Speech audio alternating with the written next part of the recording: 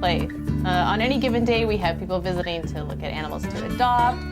We have people bringing animals in that they can no longer care for, and through no fault of the animals. It's just a situation where we're here to help the community. We can rehome their pet in many cases, and we strive to do that every day. When you come to Willamette Humane Society, you can visit with any of our pets that are available for adoption. Basically, the process is that we ask you to fill out an application, and then we have staff and volunteers who can help you select a pet that's right for you. We also test our animals to sort of determine what their temperaments are and what types of homes they might fit best in. So we're really here to try to match people and pets and make a good family.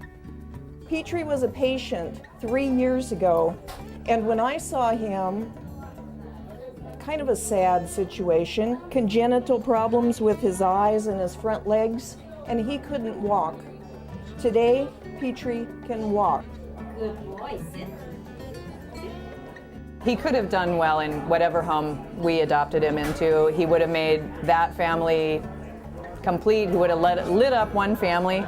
But I knew that if we sent him home with Lynn, that he would make so many more people because of her commitment to taking him out in the world as a therapy dog. He has a message to just tell all those kids that no matter what our handicaps, whether they be emotional, mental, physical, that where there's a will, there's a way, and it's what we put up here in our mind and in our heart that makes a difference on where we go in life.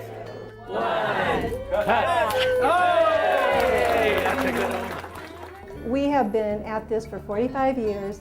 There are not enough homes in this community for all the animals being born, and we've got to reduce the population to equal the demand for pets. When we heard that this was in the works, and the idea of creating something where you could have thousands of animals spayed or neutered, that multiplies exponentially to huge numbers annually. And if you think of decades into the future, we're talking millions of animals that won't suffer. Spaying our first kitty.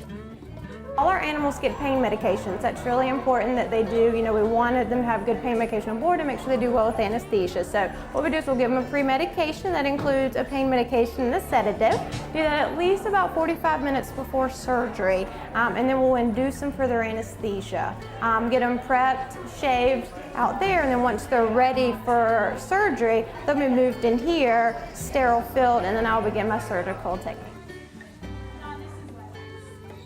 And then afterwards, so once I'm done with the surgeries, we have veterinary assistants that will take the animals that are still recovering from anesthesia, put them in our treatment area and keep a really close eye on them, or extubate them once they're from anesthesia. And then once they're recovered well, we put them back in their kennels. And the great thing is that we have the windows, so even though they're back in their kennels, we can still keep a really close eye and make sure they're doing well after anesthesia.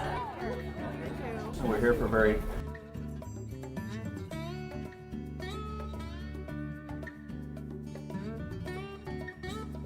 Oh yeah, it's all about the animals, and it's just to get the people out there, the public, aware of what we've got here, and they can come in and adopt one of our dogs. If it makes them go home a lot faster, that's what counts. I love it. They're just fun. I like to volunteer here because I get to work with all the cats and actually feel like I'm doing good for something. And I love the feeling when we get a cat adopted, they get to go to a good home.